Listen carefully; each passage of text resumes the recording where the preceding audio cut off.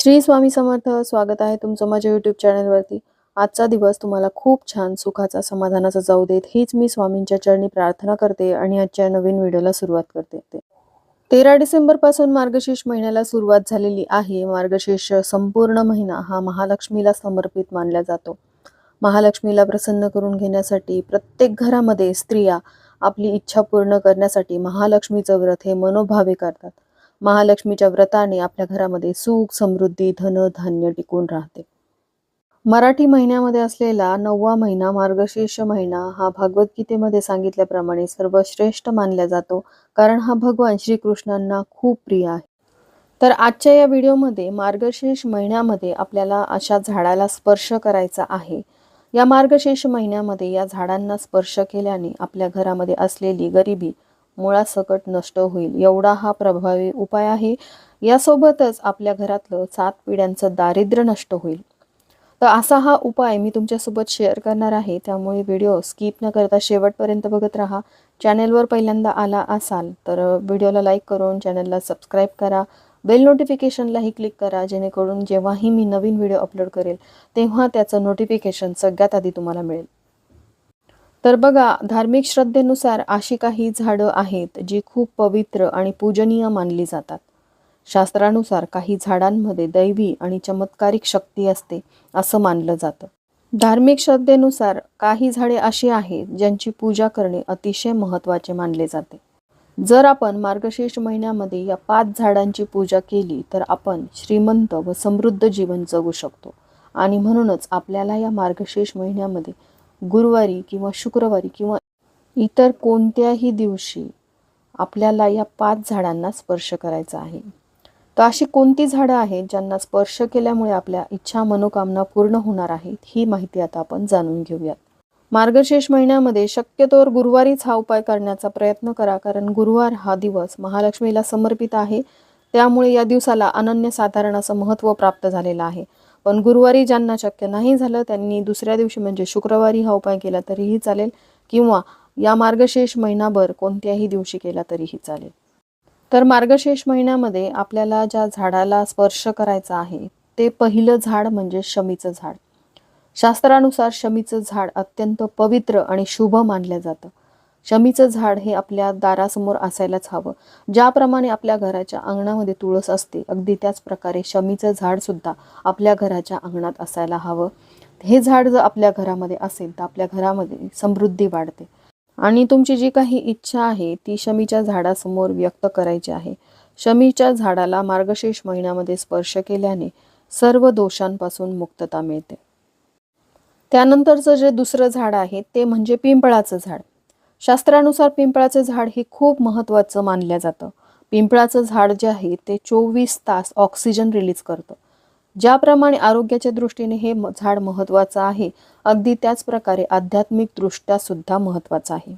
पिंपळाचं झाड विशेष मानलं जातं. धर्मग्रंथात सांगितलं आहे की पिंपळाच्या वृक्षामध्ये पूर्वजांचा वास असतो आणि ज्या वेळेस तुम्ही या झाडाला प्रार्थना करता ती थेट तुमच्या पूर्वजांपर्यंत पोहोचत असते.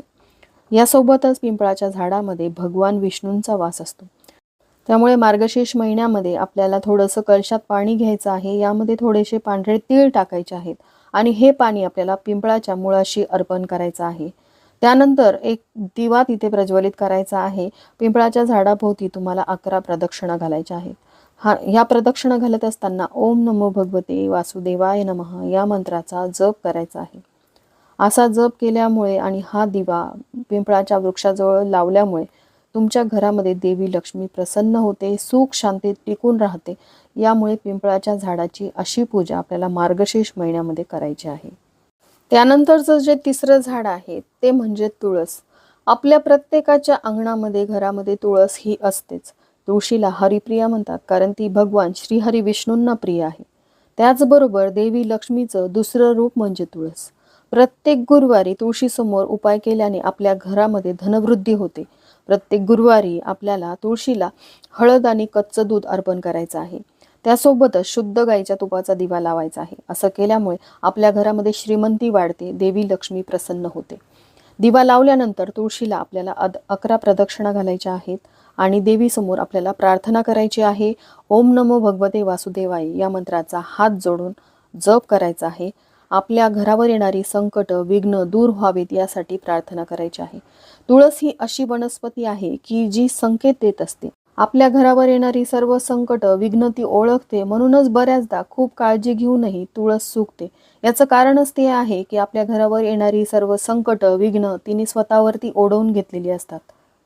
दैवी संकेत देणारी ही तुळस अतिशय महत्त्वाची मानली जाते. आपल्या घरामध्ये सकारात्मक ऊर्जेला प्रवेश करू देते. नकारात्मक आणि वाईट गोष्टी ती स्वतःमध्ये ओढून घेते, एवढी ही प्रभावी आहे.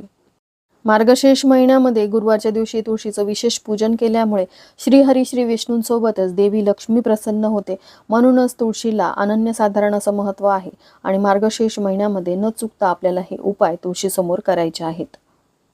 तर बघा, मार्गशीर्ष महिन्याच्या सुरुवातीलाच म्हणजेच प्रतिपदेपासून ते षष्टीपर्यंत आपण खंडोबाचे षडरात्रोत्सव साजरे करतो. खंडोबा जे आहेत ते भगवान शिवशंकरांचा अवतार आहेत. त्यामुळे त्यांची सेवा उपासना आपण मार्गशीर्ष महिन्यामध्ये करत असतो. आणि भगवान शिवशंकरांना प्रिय असलेलं बेलाचं झाड, तर याच बेलाच्या झाडाला आपल्याला मार्गशीर्ष महिन्यामध्ये स्पर्श करायचा आहे. खंडोबा जे आहेत ते भगवान शिवांचं एक रूप आहेत आणि भगवान शिवांना बेलाचं पान अतिशय प्रिय आहे. त्यामुळे या महिन्यामध्ये बेलाच्या झाडाला स्पर्श करून काही उपाय आपण त्यासमोर केले तर भगवान शिवशंकरांची कृपा आपल्यावरती राहते. आपल्या भोवती एक संरक्षण कवच तयार होतं आणि भगवान शंकर जे आहेत ते खूप भोळे आहेत. आपल्या भक्तांच्या मदतीला ते धावून येत असतात.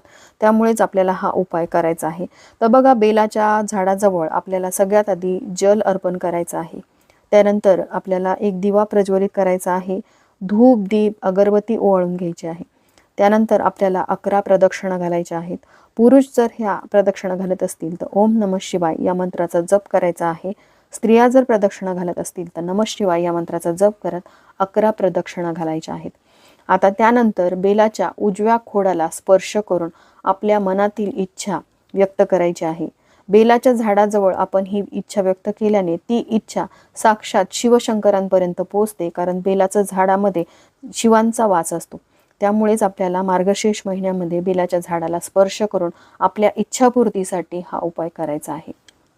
आणि त्यानंतरचं 5वं जे झाड आहे, ज्याला आपल्याला मार्गशीर्ष महिन्यामध्ये स्पर्श करून आपली इच्छा मनोकामना पूर्ण करायची आहे, ते म्हणजे उंबराचं, ज्यालाच आपण औदुंबराचं झाड असंही म्हणतो. औदुंबराच्या झाडामध्ये साक्षात दत्तात्रेयांचा वास असतो. मार्गशीर्ष पौर्णिमेला अतिशय महत्त्व आहे. मार्गशीर्ष पौर्णिमेच्या दिवशी दत्त जयंती साजरी केली जाते. त्यामुळे दत्त जयंतीच्या आधी कधीही उंबराच्या म्हणजेच औदुंबराच्या झाडाला आपल्याला स्पर्श करून एक उपाय करायचा आहे. तर हा उपाय करण्यासाठी आपल्याला एक कलश भरून सोबत न्यायचा आहे. त्या कलशामध्ये आपल्याला थोडंसं कच्चं दूध घालायचं आहे. चिमूटभर हळद घालायची आहे आणि त्यानंतर एक शुद्ध गाईच्या तुपाचा दिवा आपल्याला सोबत न्यायचा आहे. तिथे गेल्यानंतर औदुंबराच्या झाडाला आपल्याला स्पर्श करायचा आहे. त्यानंतर झाडाला आपल्याला कलशातलं पाणी अर्पण करायचं आहे.